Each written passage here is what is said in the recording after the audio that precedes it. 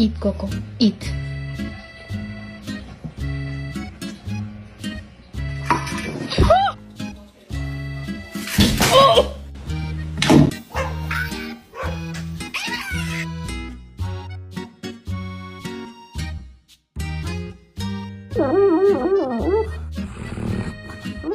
Why am I doing this? I don't even know what's under here. Let's go find out what's behind.